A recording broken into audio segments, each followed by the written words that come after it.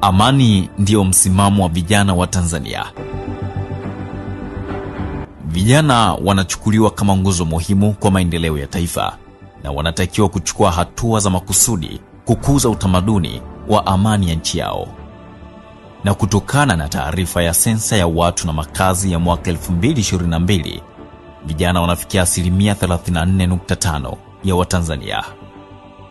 Ndugu vijana wa Kitanzania, yaliyojitokeza Oktoba 29 mpaka Novemba 4 mwaka 2025, yani wakati wa uchaguzi mkuu ukiendelea, yamekuwa funzo kwetu kwa kiasi kikubwa. Tumepoteza nguvu kazi ya hili taifa. Miundombinu imeharibiwa na kuharibiwa kwa mali nyingi za Watanzania. Tofauti na hayo, nchi yetu imepoteza taswira kubwa kwa nchi zingine, maana ilikuwa ikitafsiriwa Tanzania ni kisima cha amani. Ndugu vijana wa Kitanzania, tukumbuke kuwa hakuna taifa hapa duniani litakalofurahishwa na amani tulionayo nchini kwetu.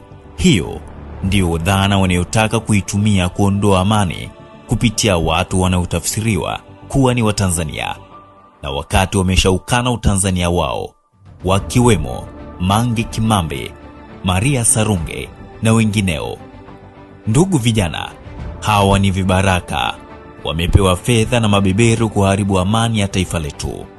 Na sisi kama vijana wa Kitanzania tumeukataa kwa sauti ya pamoja. Tuna mifano mizuri kutoka nchi nyingi ya Afrika hapa ambapo vijana wametumika na mabeberu kuharibu amani ya taifa lao, ikiwemo taifa la Libya. Ndugu vijana, kwa kumalizia, amani ndio tunu ya taifa letu. Tusidanganyike na kukubali kuharibu amani yetu. Tusije tukawa taifa la mfano kwa mataifa mengine yaliyoharibu amani wenyewe. Kazi na utu, tunasonga mbele.